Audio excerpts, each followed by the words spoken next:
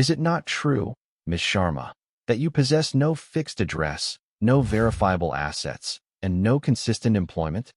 The lawyer's voice, slick with manufactured condescension, echoed in the sterile, beige-walled courtroom.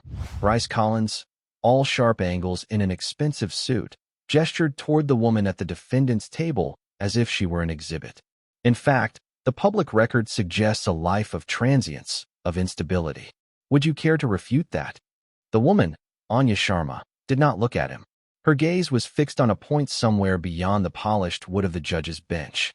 Her clothes were simple, worn but clean, a gray jacket zipped over a plain t-shirt. They hung on a frame that seemed both slight and impossibly solid. A quiet strength emanated from her, a stillness that was more unsettling to the lawyer than any outburst would have been. "I work," she said, her voice low and even, carrying no trace of the humiliation Bryce intended to inflict. The two words fell into the quiet room, not as a defense, but as a simple statement of fact.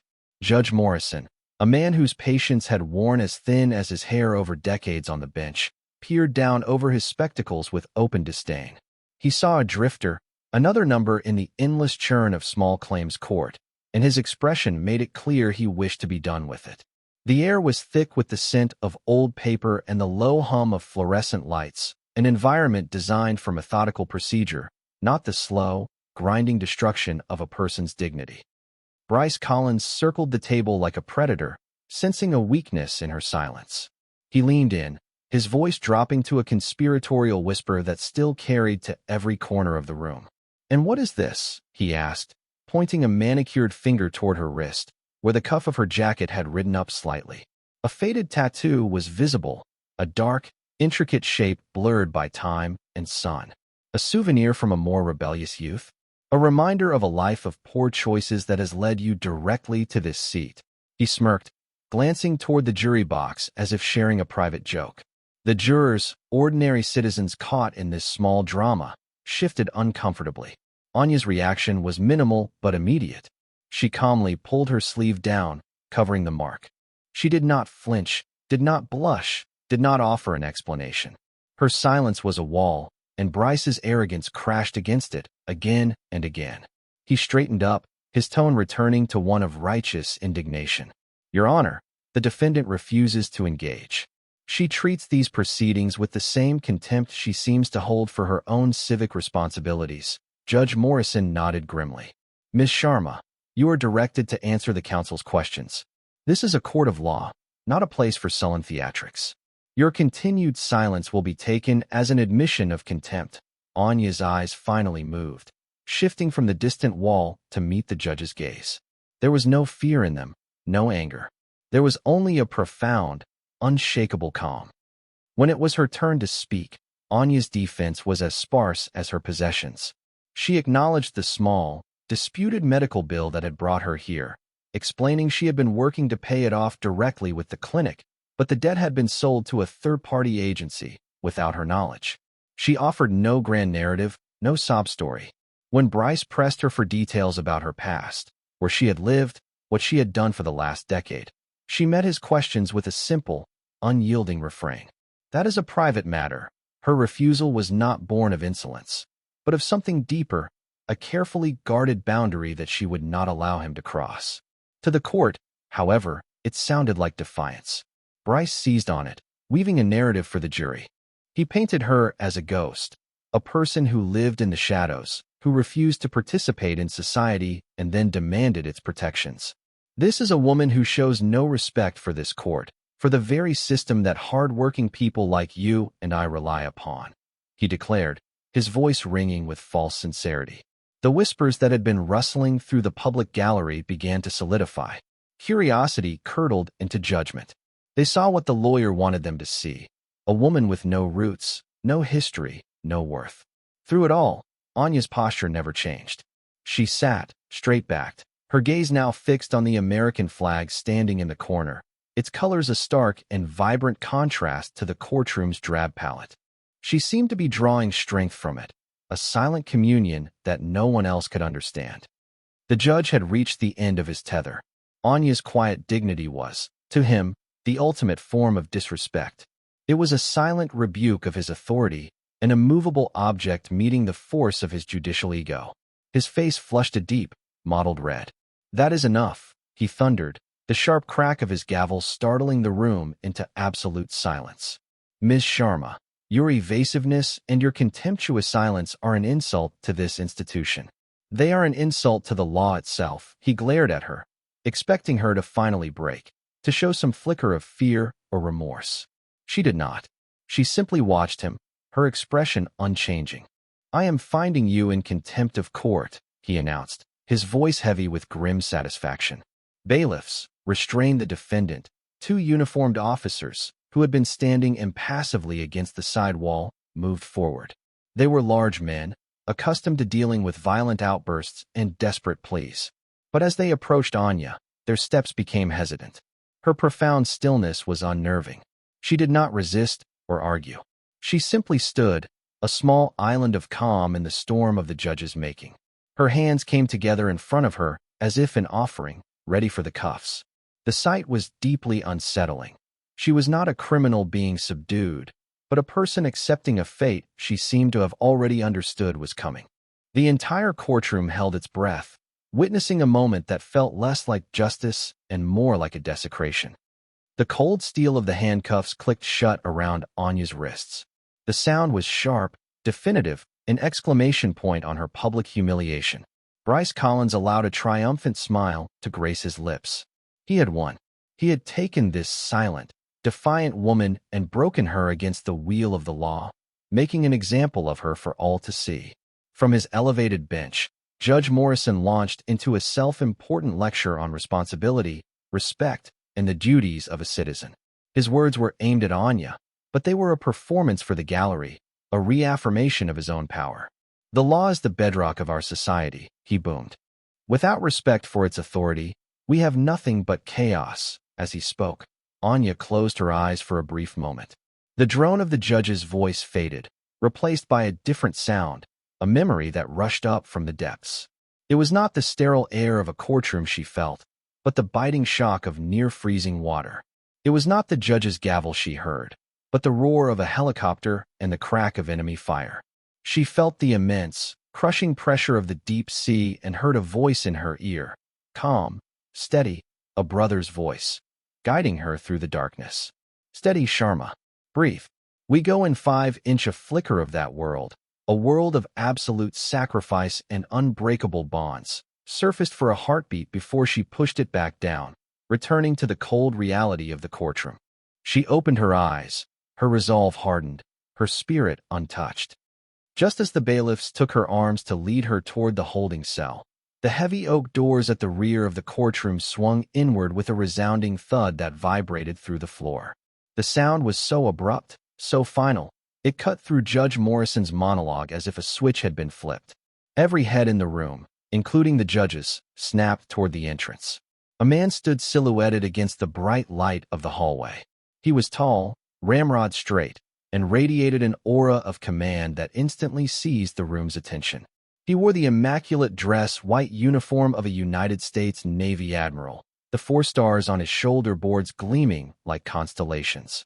His face was a mask of granite, etched with lines of authority and concern. His eyes, the color of a stormy sea, swept across the scene, taking in the cuffed woman, the smug lawyer, the preening judge. They finally came to rest on Anya. As he stepped forward, his polished black shoes striking the marble floor with a rhythmic, intimidating cadence, the bailiffs instinctively froze, their hands falling away from their prisoner. A new and far more potent authority had just entered the room, and everyone, from the jurors to the judge, felt the seismic shift in power. Judge Morrison, flustered and indignant, sputtered from the bench. "This is a closed court. State your name and business immediately." The Admiral did not even glance at him. His focus was entirely on Anya, and in his gaze was a look of profound, almost pained, respect. The Admiral walked with a purpose that seemed to bend the very air around him. He stopped directly in front of the defendant's table, placing himself between Anya and the rest of the court, a silent protector. He looked at her, at the steel cuffs on her wrists, and a muscle in his jaw tightened. Finally, he turned his head slowly, deliberately, to face the judge. His voice, when it came, was not loud, but it possessed a low, powerful resonance that filled every corner of the silent room, a voice accustomed to commanding warships and sending men into battle. "I am Admiral Thomas Hawke," he stated, each word a piece of iron laid on a scale. "Commander, Naval Special Warfare Command." He let the title hang in the air for a moment, an anchor of immense weight. Then, his eyes, cold and furious, locked onto Judge Morrison.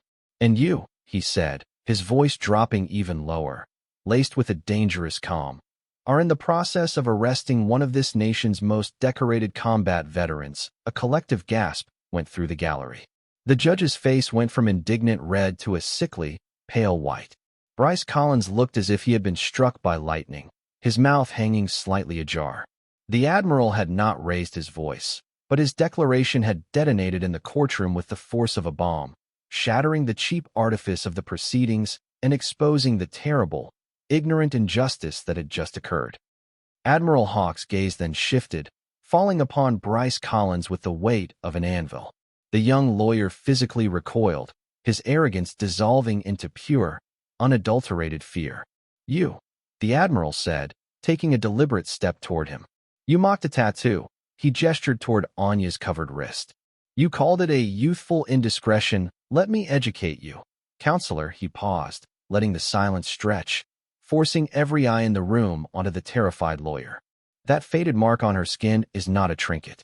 It is a trident. It is the insignia of the United States Navy SEALs, earned through a year of the most brutal training ever devised by a modern military. It signifies that this woman, Master Chief Petty Officer Anya Sharma, is a warrior who has endured more pain on a single training evolution than you are likely to experience in your entire coddled life."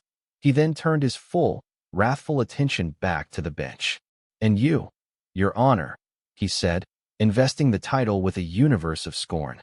"In your infinite wisdom, in this temple of so-called justice, you have just placed a woman who holds the Navy Cross for extraordinary heroism in handcuffs over a disputed $200 medical bill." The revelation landed, a final, devastating blow. The Navy Cross, second only to the Medal of Honor. The room was utterly, completely silent, suffocated by the enormity of its collective mistake.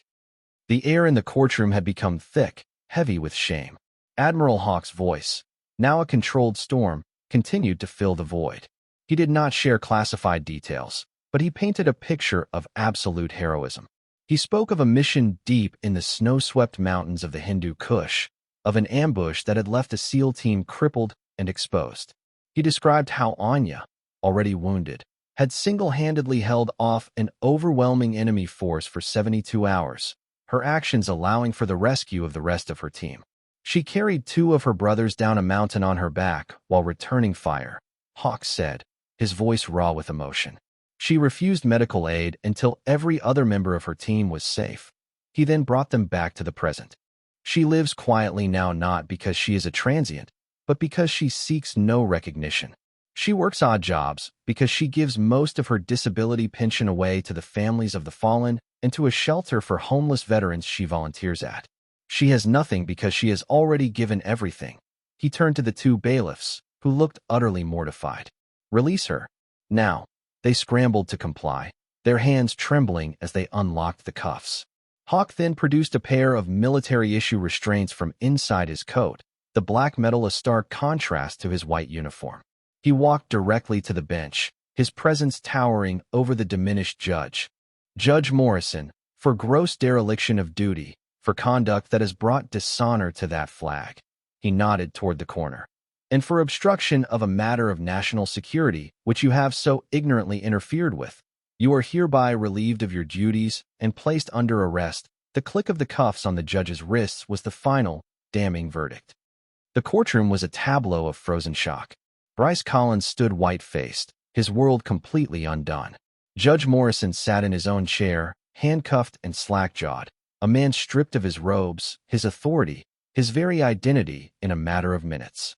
The jurors and the gallery stared, their faces a mixture of awe and profound shame.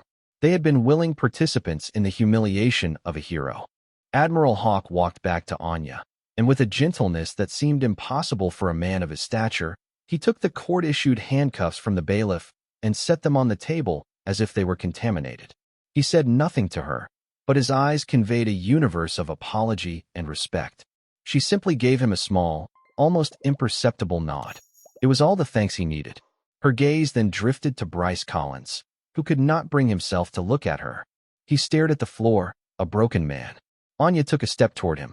He flinched, expecting a tirade, a lawsuit, a final, crushing blow of righteous anger. Instead, her voice, clear and steady, cut through the silence, carrying no malice, only a quiet, resonant wisdom. "Everyone serves something," she said softly. "Your job is just to be sure that what you're serving is worthy of your life." Without another word, she and the Admiral turned and walked toward the doors.